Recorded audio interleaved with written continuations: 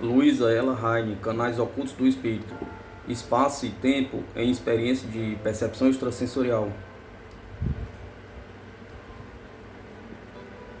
Percepção extrasensorial, PES, traz informações de acontecimentos que estão ocorrendo perto ou longe, ou mesmo que ainda não tenham ocorrido. Pela extensão das distâncias do intervalo de tempo que é capaz de abranger, toma-se evidente que o espaço e o tempo não limitam. PES, percepção extrasensorial. Embora qualquer experiência confirme a ação recíproca deste processo mental ilimitado com o mundo do espaço-tempo, dos objetos e acontecimentos, mundo em que as mensagens diretas provenientes dos sentidos limitam-se ao aqui e ao agora. Como ocorre essa ação recíproca? Pergunta. Demorará sem dúvida bastante a resposta cabal, porquanto compreende a própria natureza de PES. Se, ao invés, se limita a pergunta à maneira por que se encara o espaço e tempo, na experiência de PES, aí se encontra a resposta. Para facilitar a exposição, tomaremos cada elemento separadamente, embora os dois sejam naturalmente inseparáveis. Espaço. Quando os olhos ou os ouvidos nos transmitem qualquer mensagem, somos capazes de julgar da distância. Todavia, as ocorrências reveladas por PES podem estar do outro lado do mundo, conforme vimos anteriormente. Pode simplesmente acontecer que o espaço não apareça como distância a abranger. Pode não existir, ou pelo menos não restringir, como nesta experiência que ocorreu certa noite de janeiro de 1918. Uma senhora inglesa da África do Sul velava ao lado do leito do filho único, um menino de 5 anos e meio, que sofrera ataque repentino de pólio e ficara paralítico.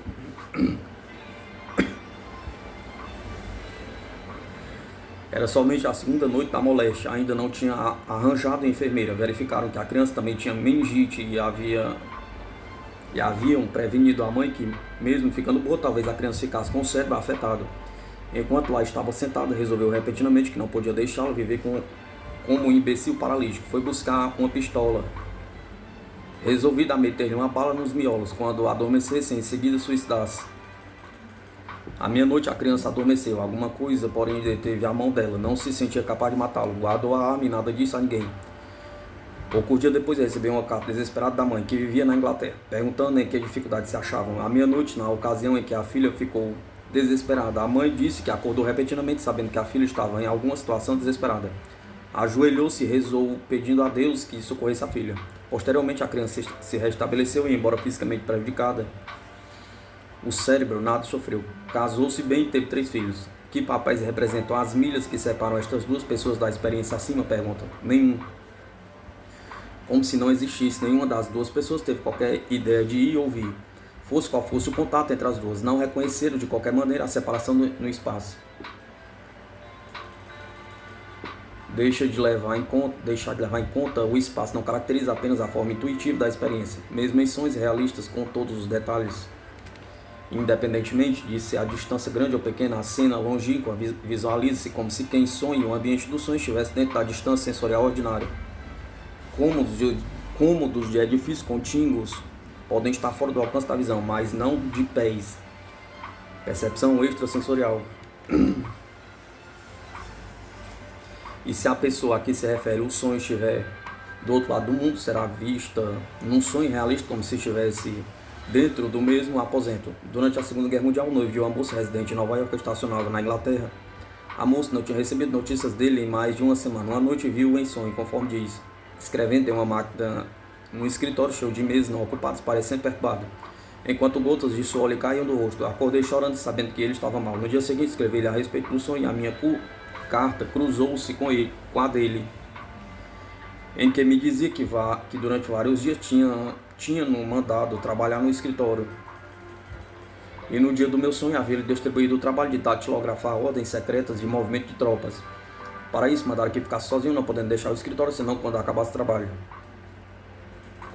Trabalhou pela noite adentro, escreveu-me, embora estivesse com febre, sentiu que devia terminar o trabalho, de sorte que não disse a ninguém como se sentia mal. Quase teve pneumonia.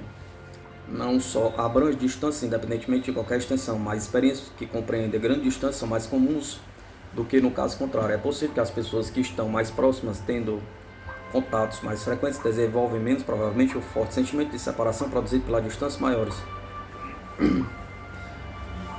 Talvez, por outro lado, a diferença não seja tão grande como se afigure.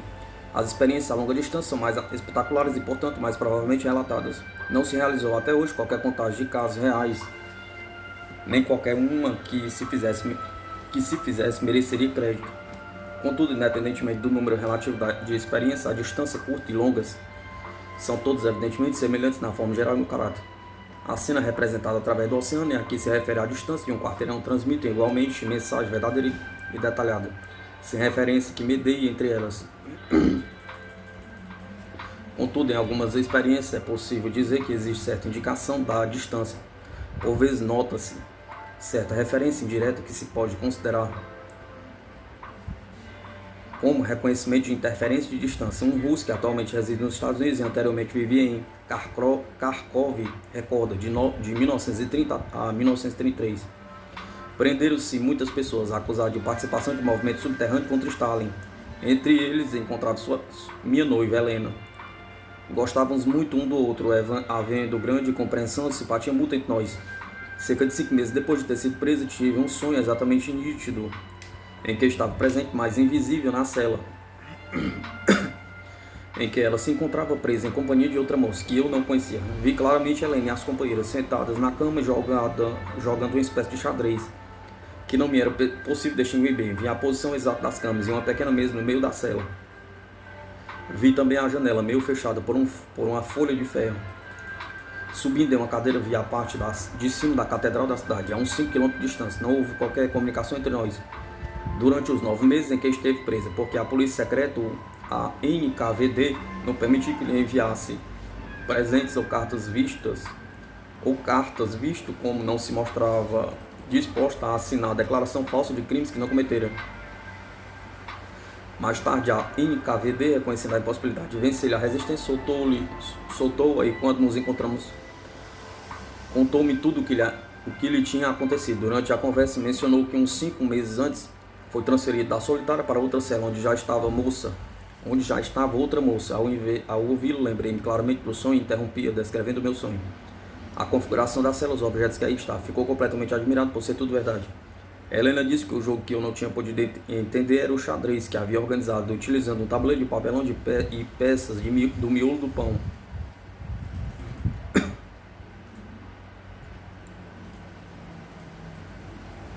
Como se alterou o ponto de referência na situação real de quem sonhou para ficar presente na cela, de certo modo ficou reconhecida a distância intermediária. Naturalmente necessário que a pessoa lá esteja se descreve a cena realisticamente, reconhece diretamente esta necessidade em casos como a que acabamos de relatar.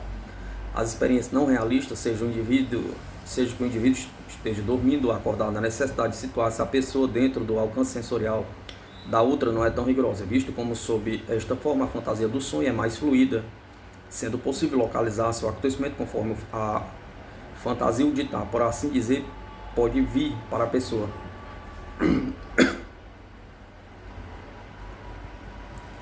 Em 1912, um rapaz do Texas de 22 anos trabalhava num turno da noite em uma fábrica que estava a uns 700 km de residência dos pais. Conforme se lembra, mais ou menos às 11 horas da manhã de uma sexta-feira, estava dormindo na casa de cômodos e minha mãe veio para mim em sonho. Vi-lhe o rosto muito distintamente, percebi que, pela expressão, que estava em dificuldades. Nada havia que indicasse especificamente do que se tratava, mas era sério e acordei com um sentimento de perturbação iminente.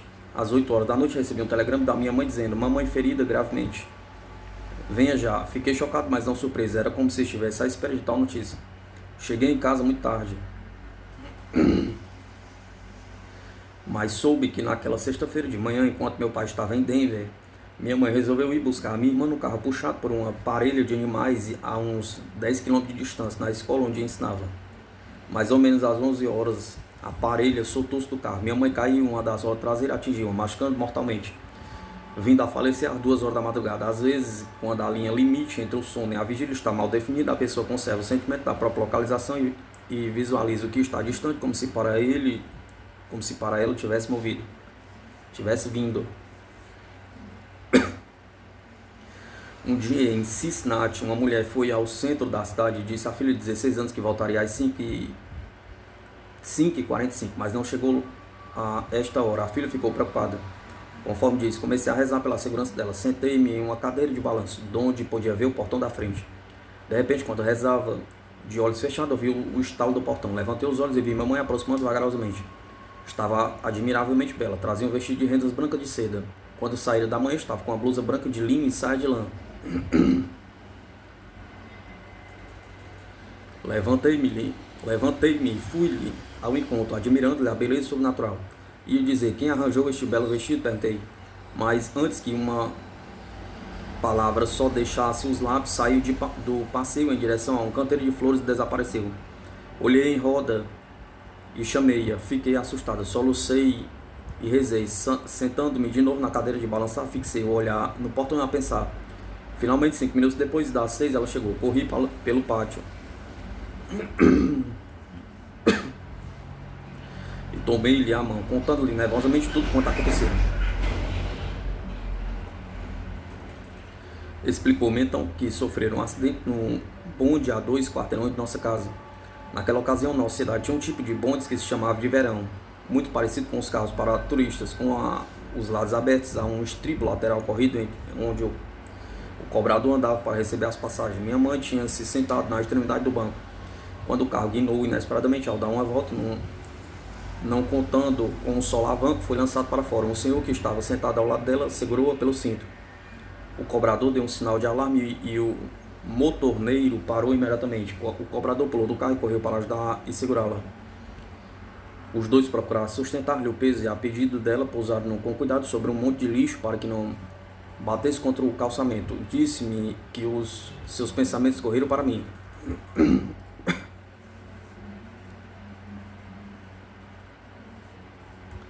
Outras vezes, o evento em sonho não realista pode deixar de ser aqui ou acolá, mas em lugar fornecido pela fantasia, ou talvez pela memória. Certa senhora de Minnesota tinha um conhecimento íntimo que fora trabalhar no Aragon. Algum tempo depois recebeu dele uma carta dizendo que estava doente. Ele, temendo que a moléstia se prolongasse, sabendo que estava entre estranhos e provavelmente sem grandes recursos, escreveu imediatamente oferecendo auxílio e recomendando que procurasse um hospital. Depois, conforme diz, passaram-se umas 2 semanas. Ignorava inteiramente a situação, mas na terça-feira da noite, a 27 de junho, cerca de 10 dias depois de ter recebido a carta, no que supus fosse sonho, vi-me no velho casarão da escola, onde nos tínhamos encontrado. A escuridão era completa, o edifício não tinha soalhos, as janelas eram simplesmente aberturas nas paredes, a escuridão me cercava por todos os lados. Então ouvi-lhe a voz vindo de algum ponto dizendo: não se incomode demasiadamente, Helena. E o sonho se desvaneceu. A 2 de agosto, recebi uma carta dele, escrita a 27 de julho. Se for possível, mande socorro. A letra estava tão apagada que me foi difícil ler. 3 dias depois, recebi uma carta escrita por outra pessoa comunicando que ele morrido à noite, a 29 de julho. Algumas vezes, uma cena não realista por igual a realista presente na área em que a ação ou o evento está presumivelmente ocorrendo. Uma senhora de Nova York refere-se a uma amiga que durante a Segunda Guerra Mundial estava muito aflita porque não recebia notícia há muito tempo do filho. Então, no teatro da guerra, como se lembra,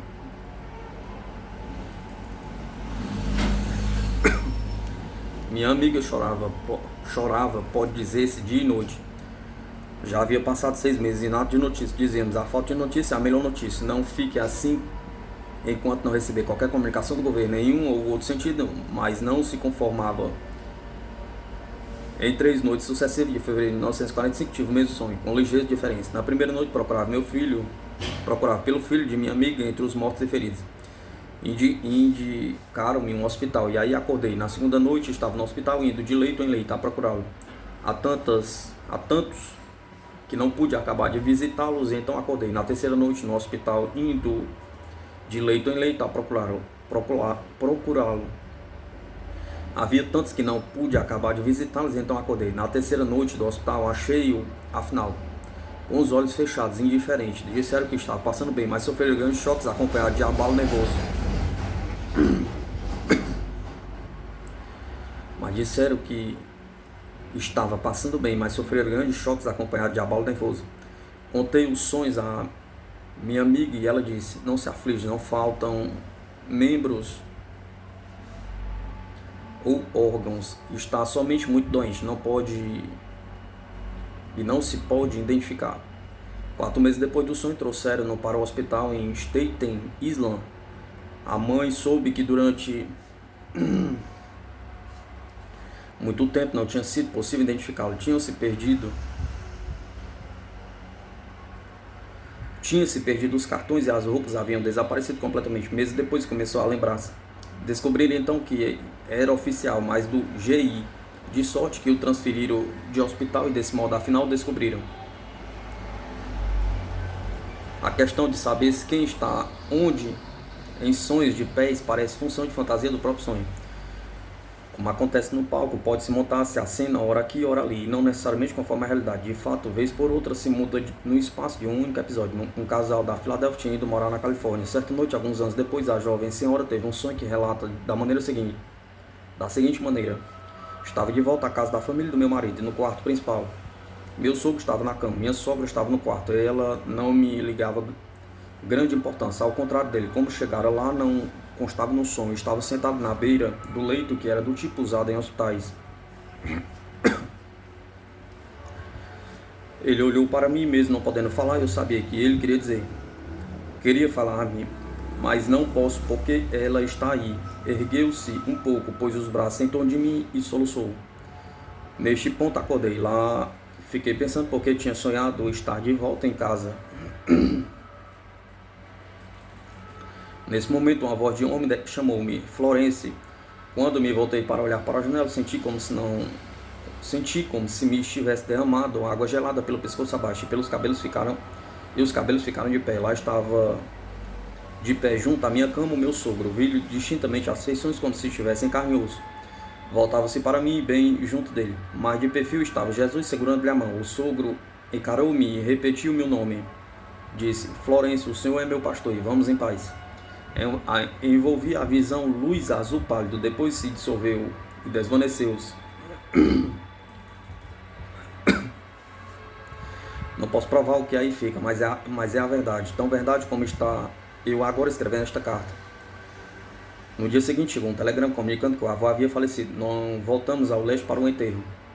Mas no devido tempo chegou uma carta de minha sogra descrevendo a morte dele. Dizia que havia arranjado um leito no hospital, exatamente conforme havia visto no sonho. Quando ia morrer, ela estava junto ao leito. No último momento ele reviveu e disse, o Senhor é meu pastor e vamos em paz. Em certos casos excepcionais por serem pouco frequentes, a proximidade exerce influência, embora externa ao teor da própria mensagem. Alguma ocorrência ordinária bastante próxima à pessoa para que se aprenda pelos sentidos. Dispara a experiência de pés. Percepção extrasensorial. Certa senhora de Nova York tinha um filho casado que morava um pouco distante da minha cidade.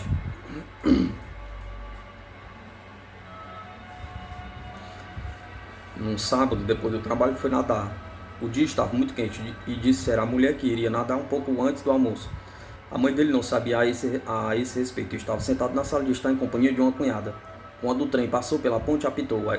Até então nada se dera de semelhante. E quando ouvi o apito, senti como se me despedaçasse o coração. Desejava chorar e fiquei desnorteada. A cunhada, me perguntando o que tinha acontecido, disse-lhe que, como estava sentindo alguém muito chegado a mim, tinha morrido. Por volta das 7 horas da noite, minha nora chegou e disse que Jack não tinha voltado para casa, dirigindo-nos ao ponto em que ele tinha ido nadar, e lá encontramos o carro dele fechado. Ficamos sabendo que tinha morrido afogado. 3 dias mais tarde acharam um corpo. Tiveram aquele sentimento terrível da mesma ocasião em que ele estava nadando. Conforme disseram alguns companheiros de trabalho, tinham-lhe falado poucos instantes antes de ter ele entrado na água. Sofreram um ataque cardíaco. Algumas vezes a proximidade parece exercer influência de maneira diferente. Em tal caso, um alvo de pés, percepção extrasensorial, que se aproxima é recolhido somente quando é curta a distância à pessoa. Nessa situação, a proximidade física estabelece percepção inconsciente ou presteza, de sorte a sugerir facilmente a ideia de algo, seja objeto ou pessoa. E é como se pés,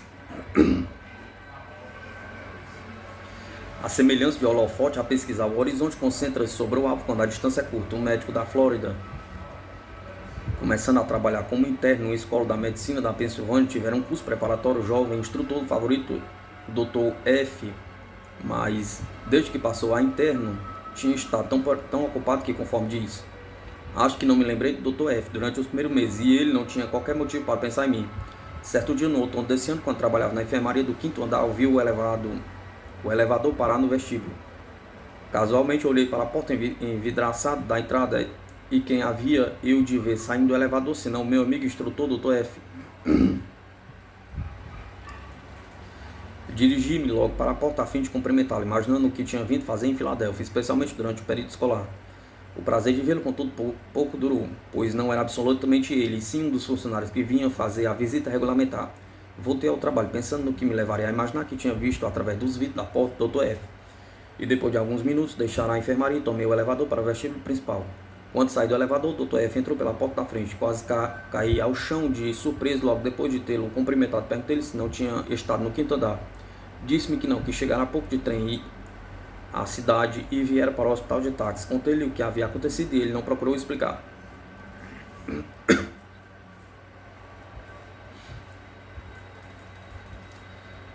Tinha vindo verificar certo trabalho de pós-graduação e, embora não o tivesse dito, duvido soubesse que eu estava em Filadélfia.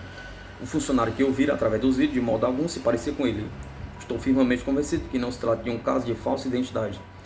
Por vezes, a proximidade atua como sugestão na qual se baseia a fantasia do sonho não realista. Uma senhora de Indiana, durante a Segunda Guerra Mundial, lembra-se que minha irmã mais moça, havia acompanhado o marido a Baltimore, onde começou o treinamento para oficial. Somente sabíamos que deveria lá passar 2 anos. Uma noite acordei de sono pesado com alguém bater na porta da frente, não estando acostumado a receber visitas a essa hora da noite, tendo somente como companhia o filho de 12 anos. Resolvi investigar antes de acender qualquer luz. Olhei para a janela e vi que a visita era um homem bastante corpulento.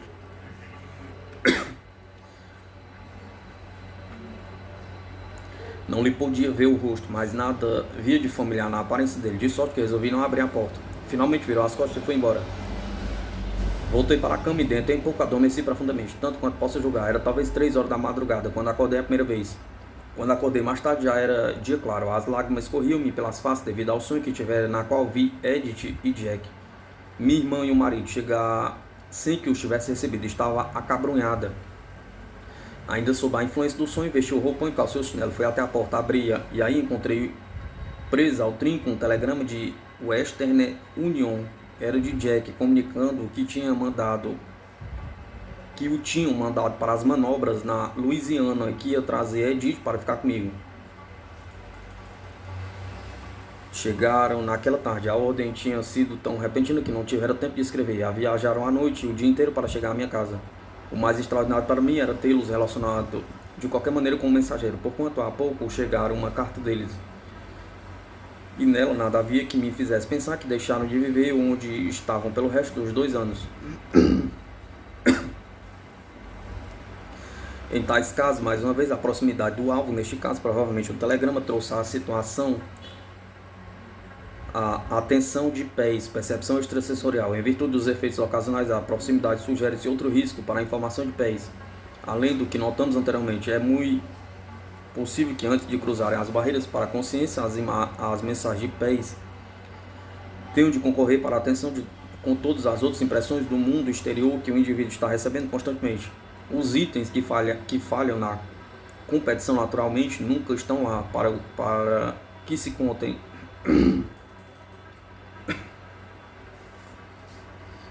São exceções, não regras, exemplos em que a proximidade em qualquer desses casos torna possível um alvo de pés. Se pés é holofote que examina constantemente o horizonte pessoal, o indivíduo raramente recebe qualquer indicação da possibilidade de limitação no seu alcance a alvos próximos em relação ao espaço. Sejam quais forem os motivos dessas ocorrências ocasionais, condição pessoal, peculiaridade especial em cada situação, revela pelo menos outra maneira mais, embora indireta, em que a distância ou a sua falta afeta pés. Em todos estes casos, vê-se o funcionamento de pés como independente do espaço. Mesmo quando implique em evento localizado no espaço, aprenda pessoa cujos processos mentais estão engrenados à apreciação do espaço. Vemos também a fantasia utilizada, ou a falta dela, como a questão da forma que a experiência toma, mas importando raramente em algo que não o aqui ou lá, do ponto de vista.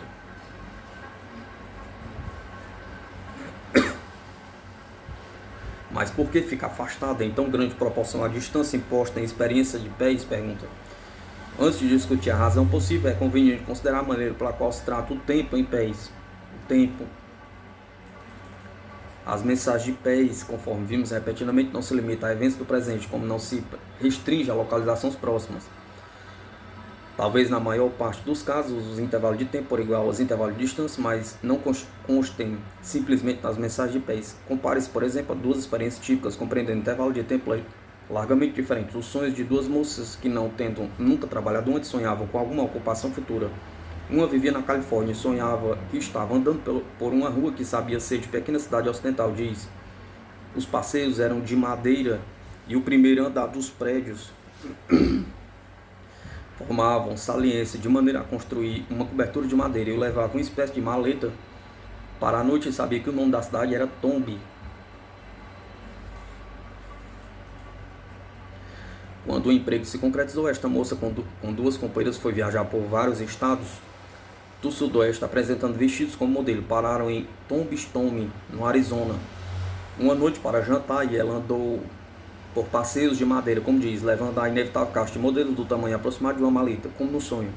A segunda moça, do Texas, sonhou que era criada trabalhando para um casal que tinha filhos e ficou particularmente impressionada no sonho com a mobília da sala de estar. Diz, vi um aparador alto de ébano com acabamento parecendo cetim com ramos de flores brancas de cada lado.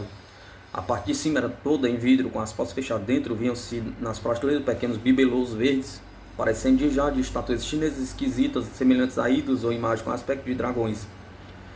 Mais tarde, em outra cidade, empregou-se como criada, em casa de um casal que tinha 2 filhos pequenos. Quando entrei na casa e virei-me para colocar minhas malas no vestíbulo, vi-me diante do aparador chinês dos meus sonhos. Nas prateleiras de ébano, vi figuras verdes, ídolos e dragões chineses, colocados por trás das portas de vidros fechadas. Caracteristicamente, os 2 sonhos realistas representavam detalhes que mais tarde se revelaram verdadeiros. Antes que assim acontecesse, verificou-se uma série de acontecimentos, mas não se aludiu ao tempo necessário para que ocorresse em qualquer dos 2 casos.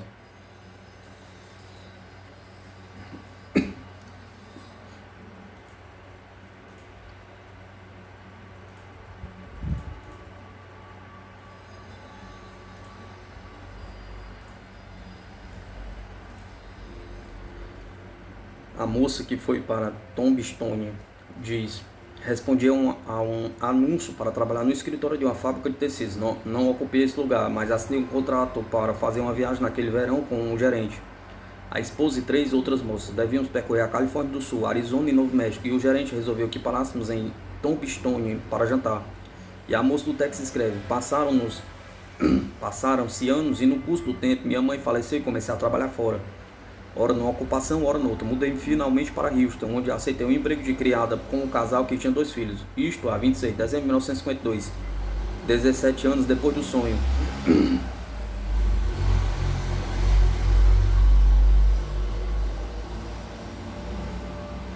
Todavia, cada experiência pré-cognitiva ajusta-se a tempo futuro específico, mesmo que não se leve em conta o intervalo de tempo. Pode ser momento muito exato e específico, como no caso da moça canadense, que teve uma noite um sonho que, conforme conta, estava em um quarto pequeno que tinha uma única lâmpada pendente no teto.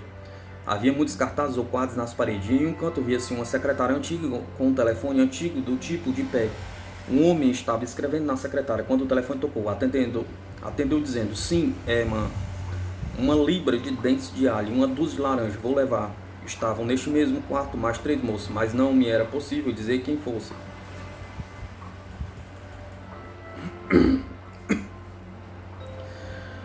Uma saíram e voltaram dentro de 10 minutos. Quando chegou a minha vez, acordei. 2 dias depois, eu tinha de submeter-me ao exame de motorista. Viam-se 3 outras moças que tomavam lições juntamente comigo. Tínhamos de sair uma de cada vez. Entramos em um pequeno escritório, que era exatamente o que tinha visto no sonho. O velho estava enchendo os formulários quando o telefone tocou. Disse as mesmas palavras que eu ouvira dizer. Fui a última a submeter-me ao exame e cada uma das moças tinha demorado fora uns 10 minutos. Todas naturalmente estávamos nervosas. Eu estava muito agitada, vendo que tinha vivido antes esta cena. Vez por outra,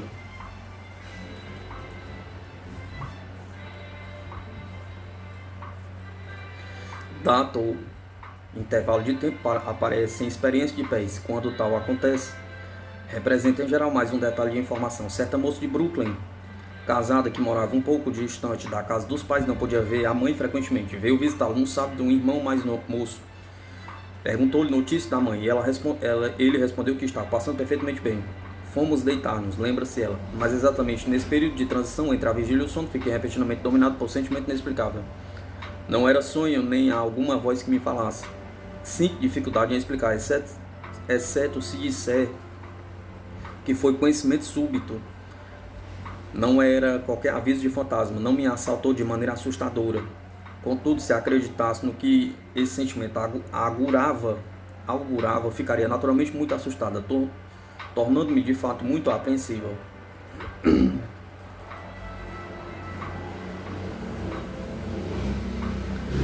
Chamei meu irmão, acordando. Meu zangado perguntou-me a razão. Disse-lhe que tivera repetindo sentimento que mamãe iria para o hospital exatamente uma semana depois da manhã seguinte, isto é, no 8º dia a partir daquela noite, e que estaria seriamente doente, muito doente mesmo. Ele ainda ficou muito zangado, dizendo-me que deixasse de fazer tolices e fosse dormir. A mamãe de nada sofria, nem iria acontecer qualquer mal. Ficou admirado do que me havia levado a dizer tão grande tolice. Naturalmente achei tudo aquilo bastante esquisito. Tal não havia acontecido nunca antes. Meu irmão convenceu-me que era tolice o que eu estava dizendo. Adormeci novamente, não pensei mais nisso. No domingo de manhã, uma semana depois, acordei com um toque de campainha na porta. Lá estava minha mãe. Enquanto se achava em minha casa, ficou seriamente doente e tive de chamar a ambulância, vendo-a sair para o hospital. Foi a última doença que teve.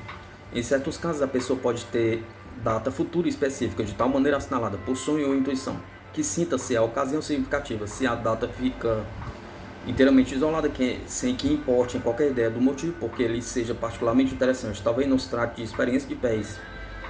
Como qualquer acontecimento suficiente notável que ocorra em tal dia pode considerar-se como uma realização. Não é possível desprezar a possibilidade de coincidência, mesmo quando ocorre evento de significação mundial nesse dia.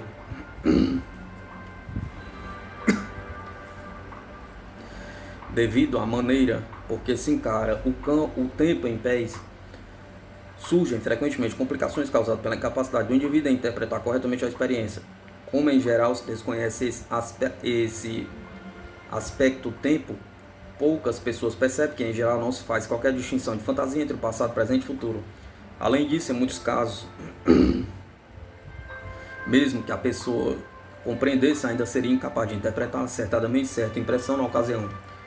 Um dos efeitos mais comuns e, em geral, desconcertante é o que a moça anteriormente mencionada referiu, ou seja, ao submeter-se ao exame para motorista, disse: fiquei grandemente abalada, sentindo que tinha vivido esta cena antes. O sonho realista que teve fora experimentado, como se ocorresse na ocasião. Nesse sentido, a realização parecia exatamente a experiência anterior. Em muitos casos, esquece inteiramente o sonho, mas quando a cena real se desenvolve, a pessoa tem um sentimento de familiaridade e lembra-se do sonho. Um senhor da Filadélfia diz ter frequentemente sonhado vislumbres de cenas e acontecimentos que mais tarde observa na realidade. Lembra-se especificamente de certo incidente quando estava no acampamento do exército na Califórnia, conforme diz. Um dia, num exercício de fogo, achei-me perto de uma choupana contemplando um vale. De repente, lembrei-me que já havia visto aquela cena em sonho, e este ocorrera meses antes, quando nunca estivera além das montanhas rochosas. Ainda mais, pode acontecer que a pessoa não se lembra nunca do sonho como tal, mas, além do sentimento de familiaridade, a pessoa conhece algo que dificilmente pode justificar, exceto como parte de um sonho. Uma moça do Minnesota tinha conhecido, quando na escola um rapaz, por nome Dan Brown, terminou o curso que ensinava longe de casa, mas uma vez voltou para um fim de semana, quando se preparava para ir à escola dominical. Conversou com a mãe como se segue: quem é atualmente o superintendente da escola dominical? Pergunta. O Sr. Brown. O Sr. Brown casou de novo? Pergunta. De novo. Que quer dizer? Pergunta. Ora, mãe. Ora, a mãe de Dom morreu há muito tempo. Sei que morreu, porque minha mãe replicou, não, não morreu. E então compreendi que jamais avistara a mãe de Dan e não sabia em qual lugar havia morrido. Entretanto, era capaz de descrevê-lo para minha mãe da seguinte maneira. Em uma noite de verão e chuviscava, eu me encontrava em uma casa na mata de pinheiros pequenos. Era uma cozinha inacabada e meio água, que tinha os vãos das janelas, mas não as esquadrias. Ardia o fogo em um fogão de cozinha, vendo-se um caldeirão em que se fervia roupa.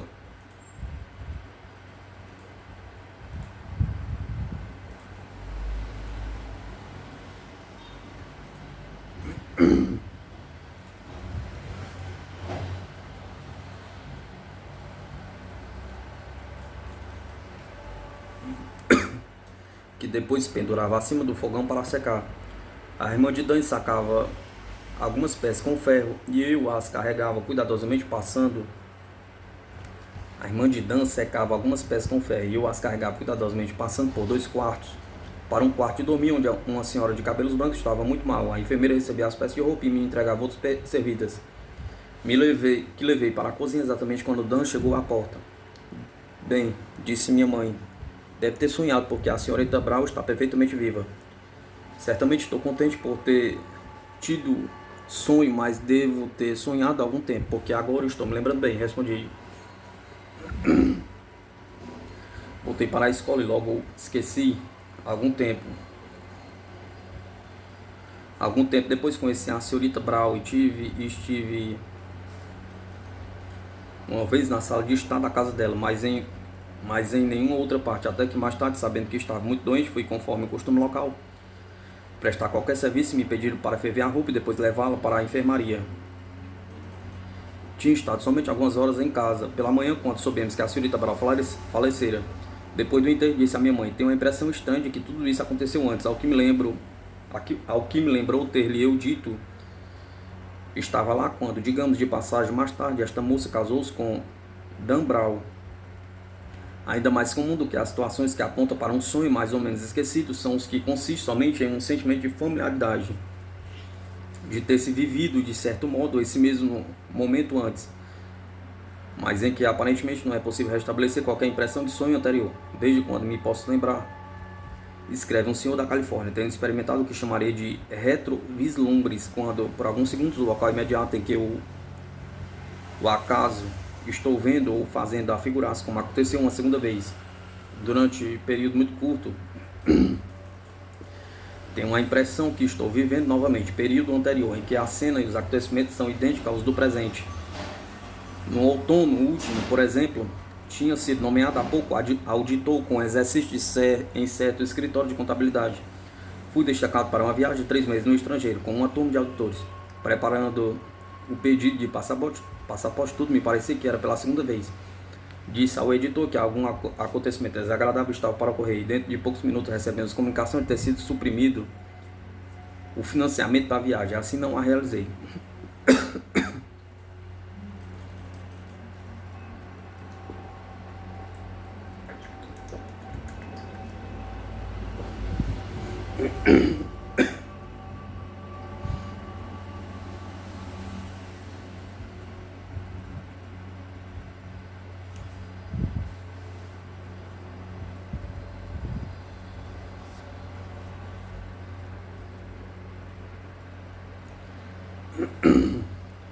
Tem-se reconhecido retrovislumbres dessa maneira em psicologia sob a denominação em francês déjà vu, já visto. Tem sido explicado de várias maneiras, como lembrança intuitiva esquecida de certo indício, como palpite arguto semiconsciente ou como vaga semelhança de cena presente com alguma ocorrência passada, só obscuramente parecida. Sabendo-se agora que muitas pessoas sonham precognitivamente, pode juntar-se pés, percepção extrasensorial, à lista das explicações possíveis. Pelo menos em alguns casos é provável que tenha havido antes sonho pré-cognitivo. Pode ter-se a certeza que não somente se esquecem muitos sonhos, mas também só é possível lembrar-se lembrados de maneira fugaz, mesmo assim deixam vestígios suficientes para produzir o sentimento de familiaridade quando se vive realmente o momento. Com as impressões pré-cognitivas não trazem qualquer indicação de tempo. Surgem facilmente diversas confusões. Pode considerar-se como pertencente ao futuro certa mensagem de pés relativa a um acontecimento quando ocorre realmente na ocasião ou já ocorreu anteriormente. Uma senhora de Massachusetts recolhera-se à maternidade 3 horas depois do filho nascer. Ela acordou repentinamente, conforme conta, coberta de suor e em lágrimas por ter sonhado que meu irmão estava recolhido a um hospital em consequência de ser um acidente de automóvel. Vi no sonho chegar um médico que comunicou a mim e ao meu marido que meu irmão não sobreviveria. Acordei nesse ponto e passei 2 dias sem dormir. Pensei constantemente no sonho enquanto estive no hospital e mal pude esperar por minha mãe para contar-lhe o que sonhara e pedir-lhe que fosse mais carinhosa para com ele do que tinha sido no passado.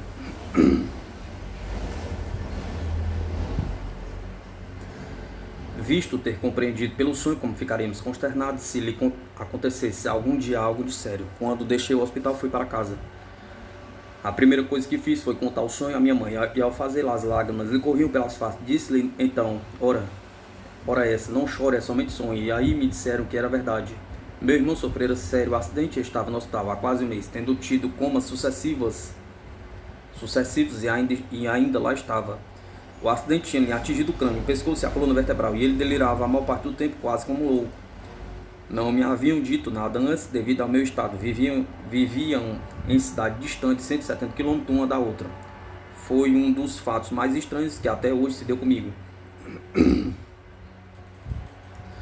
Mesmo quando o acontecimento ocorreu em passado mais distante, a pessoa o imagina como ocorrendo então ou em véspera de ocorrer. No verão de 1934, uma moça foi com um grupo de outras 3 estudantes passar as férias à beira-mar. Fui para a casa de um médico e senhora, ambos estranhos, pois não estiveram nunca nessa localidade. Lembra-se, quando me estava preparando para deitar, notei na mesa, perto da cama, a miniatura de bonita moça. Estudei-a por alguns momentos, impressionado com o aspecto espiritual verdadeiramente extraordinário do belo rosto. Dentro em pouco adormeci, foi pela madrugada que tive este sonho ou visão. Vi um trem que se adiantava sobre mim. Ouvi o ranger dos freios quando parou a pequena distância. Muitas pessoas vieram correndo e eu fiquei perto da locomotiva olhando para um rapaz que tinha parte do corpo presa debaixo das rodas. Estava calmo e olhei o rosto com grande simpatia e admiração pela sua coragem. De repente fiquei muito agitado e procurei dizer às pessoas que era preciso ir buscar a ambulância. Depois percebi que havia alguém do outro lado do trem. Parecia que o sabia. Agitei os braços das pessoas e procurei dizer-lhe, mas ninguém me deu atenção. Enquanto assim fazia, bateram na porta e acordei. Era a mulher do médico que me trazia água quente, porque estava em uma fazenda. Ainda estava agitado e pensava mandar um telegrama imediatamente para saber se todos estavam bem em casa. Perguntei onde era o posto mais próximo de Western Union. E em seguida passei a contar-lhe a causa da minha agitação, do que não me podia livrar. Disse-lhe que acabava de ver terrível acidente, em que morrera um jovem como a cena parecia real. Ela ficou muito séria e disse, acaba de descrever o acidente em que minha filha e o namorado morreram perto daqui. O retrato dela está em cima desta mesa. Acharam primeiramente o rapaz, não sabia que era outra pessoa também morrera. Até que encontraram o corpo da minha filha do outro lado da linha. Perguntei-lhe quem ocupava o quarto em que eu estava e ela me disse que era a filha. Teria eu lido a lembrança da natureza ou o pensamento da mãe que tinha imprimido em mim ou o que? Pergunta.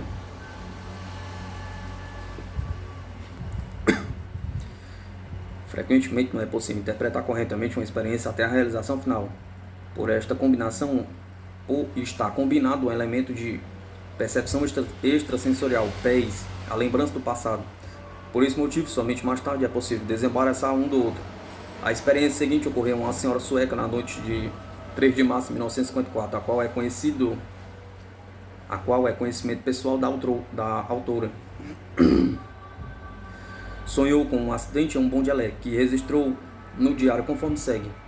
Tive a impressão que meu marido e eu estávamos voando por cima de Estocolmo. Olhei para os arredores de Kungsträdgården e vi um acidente que estava se dando. Vi um bonde azul como o número 4 e um trem verde precipitar-se sobre ele por trás, de sorte que os carros verdes ficavam em ângulo reto em relação ao bonde. Motivou o acidente um chofer de um automóvel pouco hábil. Depois fui em sonho a um policial e disse-lhe que se quisesse uma testemunha estava disposta a declarar que o culpado pelo acidente era o chofer. Por ocasião do sonho, a estrada de ferro cruzava esse ponto. Nesse ponto, a linha de bondes, mas todos os carros eram pintados em um tom de pardo. Contudo, pouco tempo depois introduziram carros verdes. A 4 de março de 1956, 2 anos depois, verificou-se um choque entre um trem e um bonde, número 4, nesse cruzamento.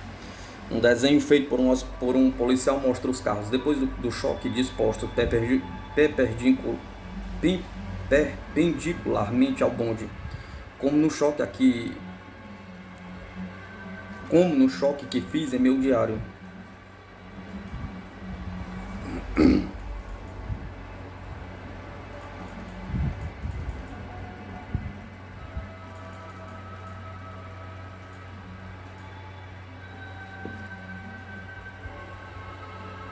Aspecto curioso do sonho, a questão significativa para o contexto atual está no oferecimento de quem sonhou para prestar esclarecimento a respeito do acidente. Em 1930 e 1932, em Londres, foram testemunha de um acidente no qual diz: uma noite, depois de um espetáculo, quando ia de carro para Hampton, onde morávamos, viajei por muito tempo atrás de um motorista imprudente, que finalmente virou com o carro. Estava bêbado e fui a um policial, dizendo que se precisasse de testemunho estava disposto a prestar declarações contra o chofer. Depois me convocaram para esse fim. Aparentemente estavam combinados neste sonho um acontecimento futuro e a lembrança do acontecimento passado.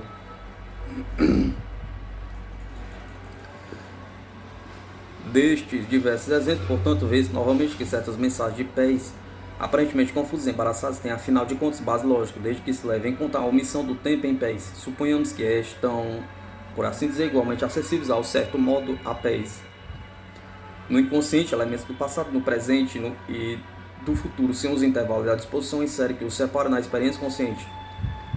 A dificuldade de procurar ajustar elementos fora do tempo na experiência dentro do tempo da vida cotidiana torna-se compreensível por esta maneira. Vimos distâncias curtas ou longas cobertas por pés com igual facilidade aparente.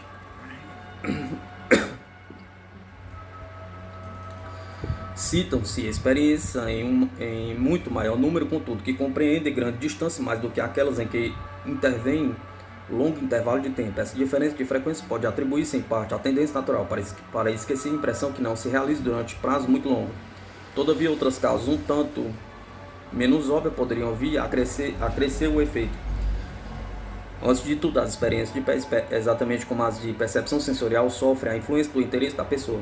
E estes talvez sejam ainda maiores pela pessoa ou acontecimento quando muito longe. Mas quando a pessoa ou acontecimento estão fora de cogitação por muito tempo, o interesse do indivíduo decresce inevitavelmente. E é perfeitamente possível supor também que o número de impressões pés que tem a respeito venha a decrescer. As observações de dois homens, o Sr. J.F. Dalton, da Inglaterra, e o Sr. J.C.M. Cruizinga, da Holanda, servem para provar que os sonhos se preocupam, pelo menos em grande parte, com questões do período de tempo imediato mais do que remotos. Os dois fizeram separadamente comunicações em 1954 à revista da Sociedade de Pesquisa Psíquica de Londres. Cada um deles tomou nota dos próprios sonhos, depois comparou os sonhos com os acontecimentos mais parecidos e verificaram que o número de semelhanças era maior durante os dias que seguiam imediatamente aos sonhos, decrescendo depois rapidamente. Não se dispõe de meio algum para saber se os sonhos semelhantes aos acontecimentos do dia seguinte resultaram de pés ou são semelhantes por acaso. Segundo inúmeros relatos, os sonhos que se pode considerar pré-cognitivos dizem respeito em geral a ocorrências que se salientam em relação à atividade diária esperada. Como dos relatórios desses homens não consta o teor dos respectivos sonhos, não é possível concluir se as observações que fizeram compreendem ou não pés. Todavia, mesmo que fosse possível mostrar que a coincidência dos sonhos era devida realmente a pés, a queda rápida seria naturalmente de esperar e de supor que na maior parte das vezes as pessoas tendem a deixar que o futuro mais distante cuide de si mesmo, exatamente como fazemos em relação a acontecimentos vindouros como a morte ou os impostos. Não é possível conceder-lhe a atenção permanente que dispensamos aos negócios do presente. De qualquer maneira, a atuação atual de pés não fica afetado pela distância como tal, ou pelo tempo como tal. Em experiência de laboratório, compreendendo longas distâncias, quando o sujeito e o experimentador estavam muito longe um do outro, aumentava a motivação a favor do sucesso. E os resultados eram em geral tão elevados e às vezes ainda mais elevados do que quando os dois estavam perto um do outro. Em experiência de pré-cognição, igualmente quando se fazia variar os intervalos de tempo, os resultados não revelavam qualquer vantagem de prazos curtos sobre prazos longos. Se o sujeito estivesse igualmente interessado no resultado quando em causa tempo mais longo. Em pesquisa recente, um sujeito marcou pontos consideravelmente mais elevados em experiências cobrindo um ano do que em outros realizados da mesma forma, cobrindo tão só 5 dias. A experiência relatada na revista de Parapsicologia, em 1959, compreendia igualmente longa distância, França aos Estados Unidos.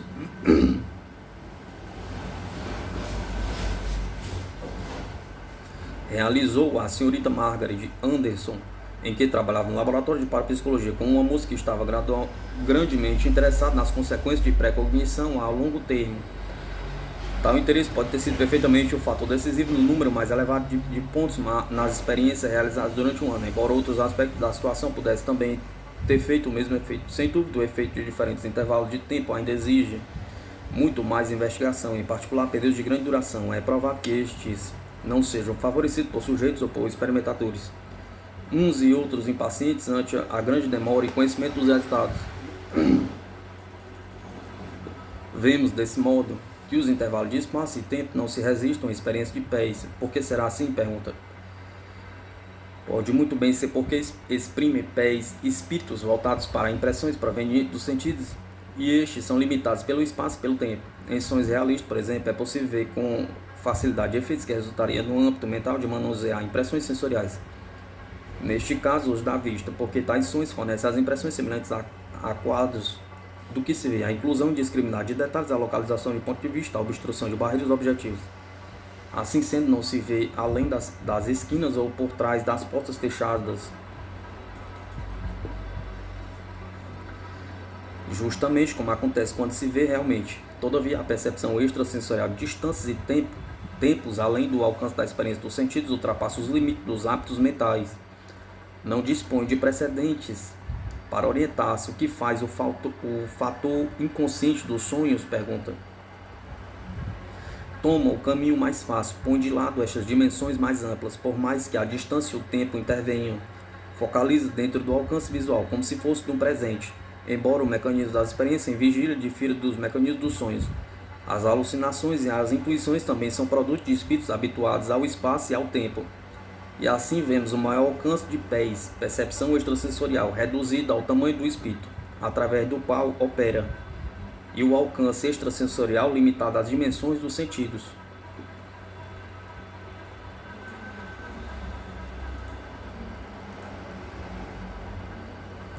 Luísa Ella Heine, Canais Ocultos do Espírito.